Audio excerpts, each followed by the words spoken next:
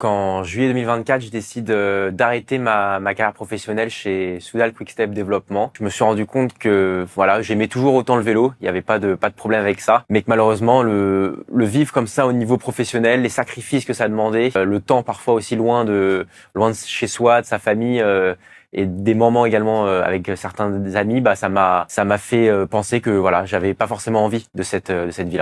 L'hyper professionnalisation, ça commence en fait dès les catégories jeunes.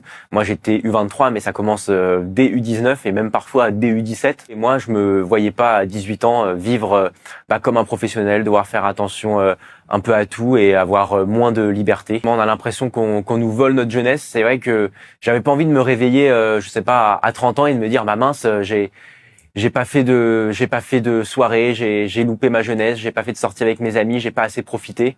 Car je pense que voilà, à 18 ans, c'est une période de la vie pendant laquelle on est étudiant parfois et on peut vivre de belles expériences et c'est des expériences que je pouvais pas vivre avec le vélo. Alors, le jour où je me casse le poignet, j'ai quelqu'un qui avait été coéquipier avec moi qui décède malheureusement à l'entraînement. Et ça m'a beaucoup marqué parce que les chutes déjà m'avaient marqué cette année-là. J'ai pris vraiment conscience que dans un peloton professionnel, le niveau était très homogène, ça va très vite. Et j'ai pris conscience que voilà, il y a des vrais risques de chute. Parfois on s'entraîne dur et une chute peut venir un peu tout gâcher. Puis les chutes à répétition, on sent le corps est abîmé et voilà, physiquement, vraiment, même de manière physique, c'est dur de devoir supporter tout ça. Et donc, les chutes ont beaucoup joué également sur ma décision. La peur parfois également de tomber. Bon, la dernière course que j'ai faite avec l'équipe Soudal Quick-Step Développement, c'était une course en Belgique. Et en fait, en l'espace de 5 km, il y a eu 3 chutes. Les 3 fois, je les ai évitées de très peu.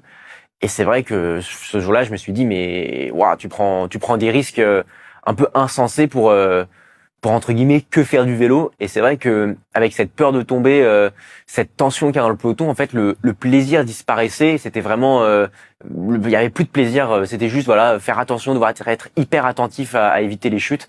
Et c'est vrai qu'il y avait beaucoup moins de plaisir à pratiquer le vélo comme ça. Aujourd'hui, c'est une décision que je regrette pas du tout. Je continue à faire du vélo assez régulièrement et je prends plus de plaisir maintenant. Voilà.